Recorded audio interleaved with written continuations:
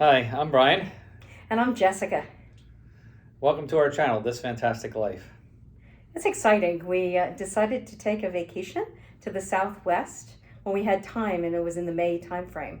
So we embarked on a 37-day adventure last Wednesday, which marked my first day of retirement. So this is almost a full week of being in the van and being retired. So we just wanted to tell you some of the highs and lows of our first week of van life.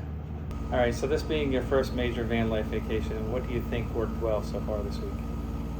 What worked well? We made some modifications to the van, and so we're still trying them out. We should have had a test ride before we left on vacation. We just didn't have enough time, but we changed some of the layout design, and right now it's working.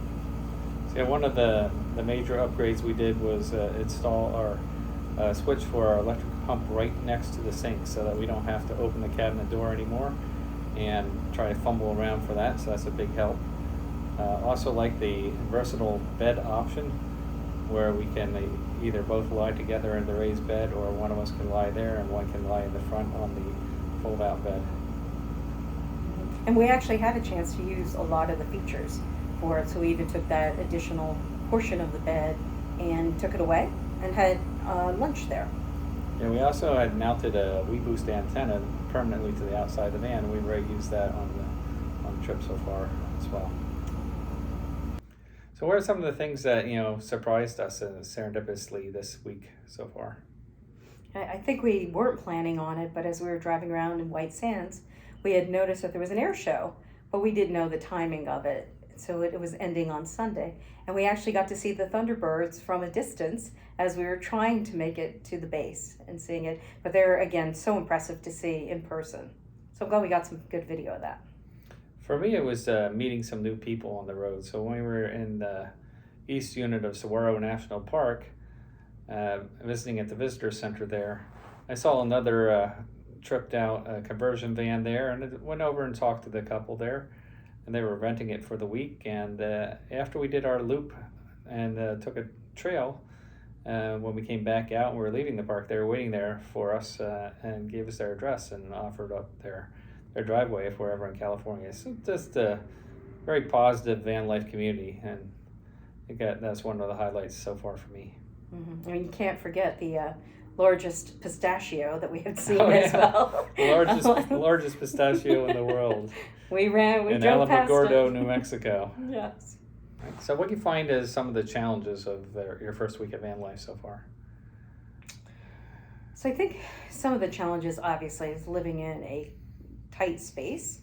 So everything has to find its place back to its origin. If not, the van gets quite cluttered really quickly. But I haven't yet mastered our setup of taking a shower outside. I've ventured into it by doing my hair. I was so desperate the other day. So I wait for a day of desperation. That's probably about 3-4 days in.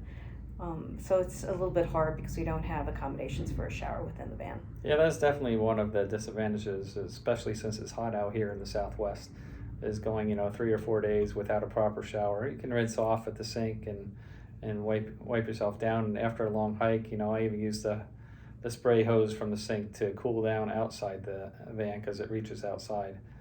But yeah, not having a shower is definitely a difficulty.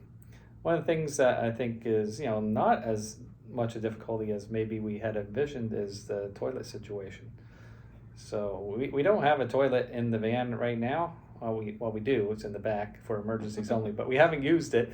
And instead, we're just relying on using our pee cups, and it's working out okay, actually. I think that's TMI. So we get up at 6 a.m. and left our house by 6:30. Drove through Pennsylvania Turnpike to the West Virginia border and then into Ohio, and stopped at Hocking Hills State Park. Hocking Hills is consistently ranked as the most popular state park in the entire state of Ohio, and is always booked full. We did 2 hikes, actually 3 hikes here. We hiked a 1.5 mile loop to Old Man's Cave.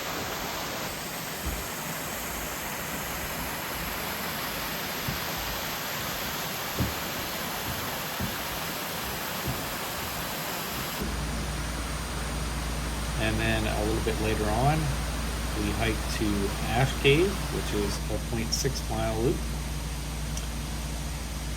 And then finally, we hiked out to Cedar Falls, which is another 0.5 mile loop.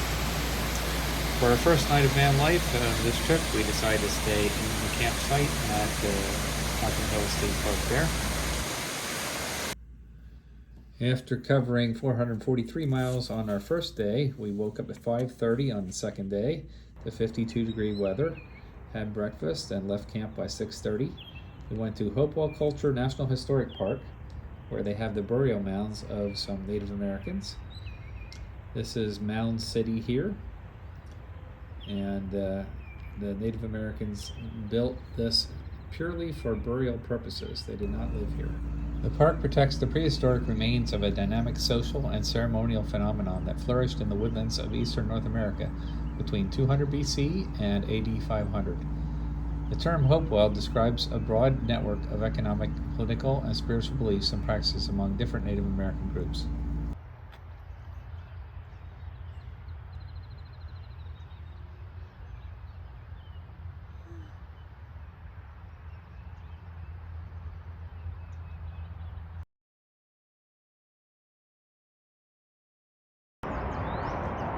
Devon Park Memorial Overlook, Cincinnati.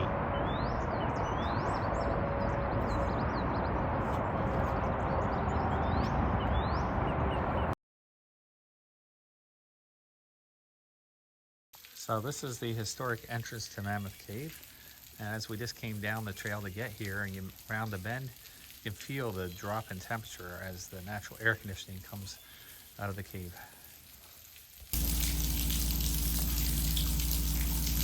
At Mammoth Cave National Park, we took the 415 Frozen Niagara tour of the only wet section of the park.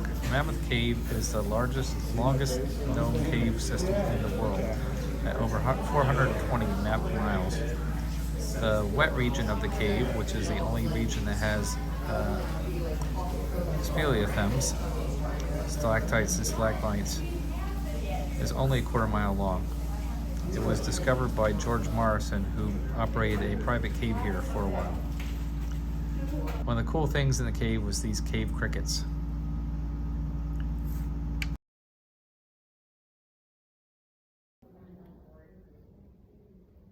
One of my dreams is being in Paducah, Kentucky at the National Quilt Museum. Right behind me is a quilt that is done all hand-stitched. Finding a treasure like this is very difficult in today's modern times of using sewing machines. I'm going to walk around the museum and just highlight a few of the ones that catch my eye. This is known as Pink Paradise. What makes it special is that it's a block of the month. So for the entire year, you choose a block and then add it to a quilt. This is one example of the block. Around me, though, other quilters did the block of the month and it did their own interpretation of it with unique colors. This is known as Crazy for You, EWE. Within the quilt, you could see a lot of sheep. And also what's unique in this quilt is the sampler effect. You can see at the very top, the alphabet that's done, along with a very delicate edging to it. We crossed the Mississippi and then had lunch at a Mexican restaurant named El Torito. We're crossing into Missouri. Our first meal at our table. Having our Mexican takeout. And then finally hitting our 50th state, Oklahoma. Day 4, 7 o'clock wake up. It was 59 degrees. We drove on 44 West and then the Kilpatrick Highway. Continued on 40 West into the Texas Panhandle, where we stopped at Palo, Duro Canyon State Park in Texas. When we arrived, it was 109 degrees Fahrenheit and a rare early May heat wave in the desert Southwest. The canyon is the second longest canyon in the United States after the Grand Canyon. It's 120 miles long and up to 20 miles wide, but only about 800 feet deep. You can drive down into the canyon and take some hikes. However, as we drove down in the canyon, it reached as high as 115 degrees Fahrenheit. So we obviously did not get out of the car and do any long hikes. Beautiful scenery though. It reminds me a lot of Big Bend National Park in El Paso, Texas.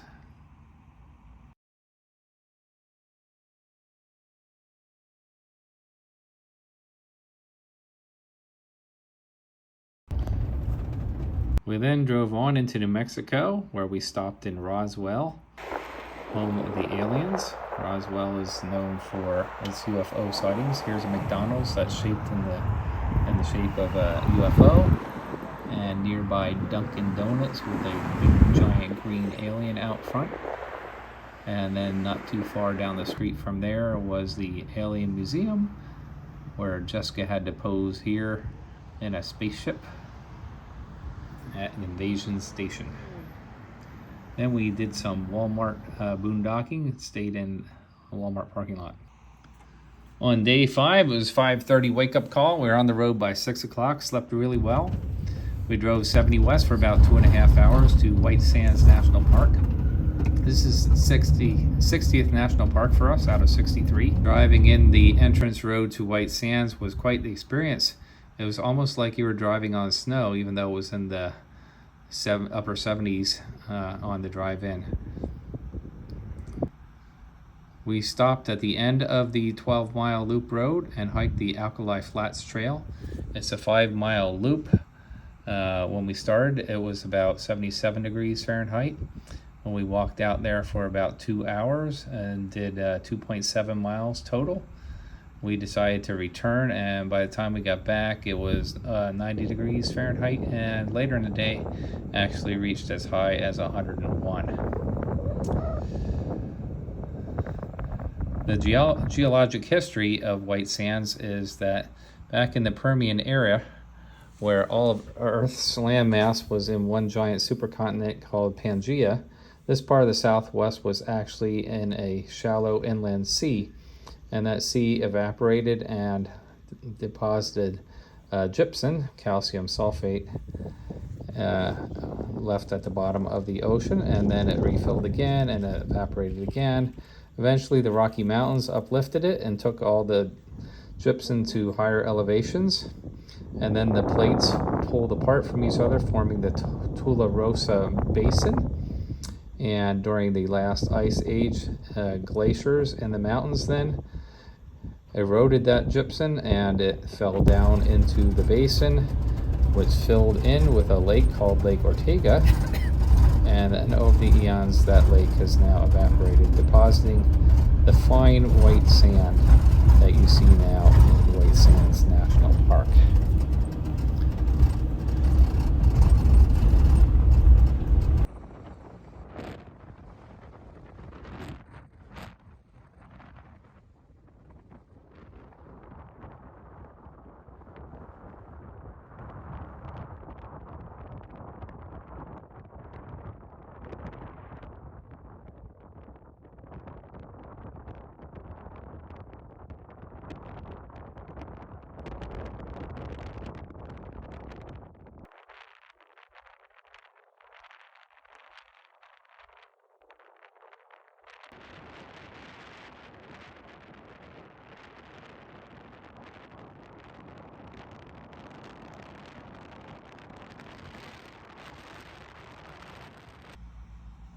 During the heat of the day, we drove to nearby Alamogordo, New Mexico, which is probably most famous for being near White Sands Missile Base, where they had the first test of the atomic bomb. And we went to the New Mexico Museum of Space History. It's a very small but interesting space museum on 5 stories.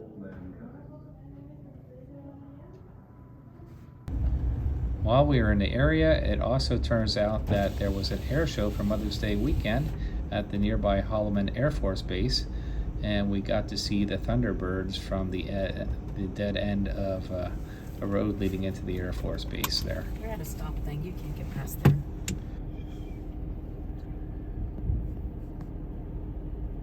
Hey, look, we found it. The world's largest pistachio. Went back into White Sands National Park for sunset in the evening, had dinner there Walked on the sand dunes when it was a little bit cooler in the evening, and then just waited for the sun to go down behind the San Andreas Mountains in the distance. It was extremely windy at this time of day, with 30-mile-an-hour wind gusts, and sometimes the sand would blast against your skin. Also found ourselves a golf ball out there on the sand dunes that somebody either was hitting as a joke or just left it behind by accident, and enjoyed some absolutely stunning views as the sun went down behind the mountains. Then we drove about 25 miles from there and went to our boondocking site in the Lincoln National Forest, just east of Alamogordo, New Mexico, on Steep Hill Road.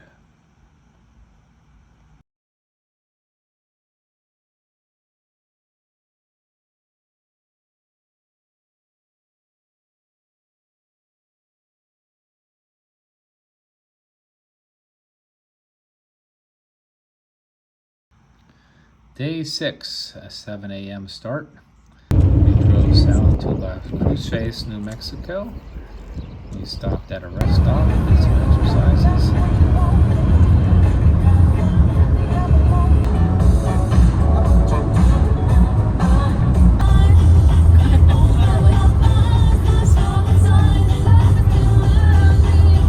And we headed into Arizona to Saguaro National Park. We've been to Saguaro back in 2001, but we've only been to the western side. There are two sides to the park, both the eastern side and the western side.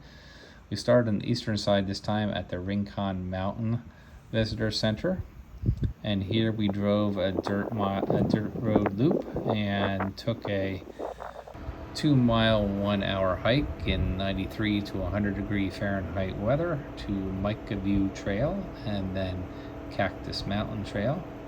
Saw some quail along the way. Then we drove further into Tucson Mountain Park, which had these incredibly good views of saguaro forests. The density of the saguaro trees here was absolutely amazing. Nearby is also the Arizona Sonora Desert Museum, which we had seen on a previous trip. Went back into Saguaro National Park then, and drove to the Red Hills Visitor Center on the western side of the park, and also did a dirt loop drive there on the Bajada Dirt Road. Had some dinner at the Seuss picnic area.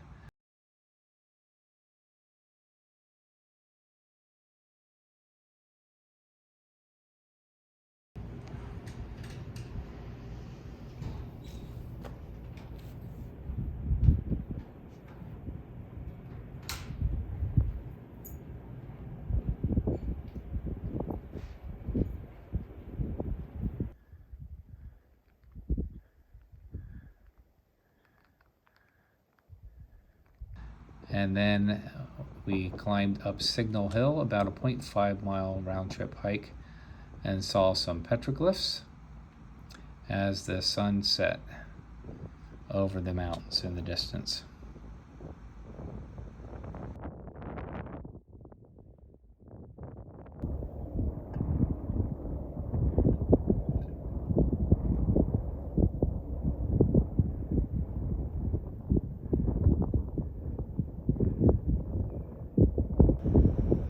Then drove about 20 minutes just east of Tucson and stayed on some BLM land with some other camper vans. We had a nice flat area and had the spot pretty much quietly to ourselves.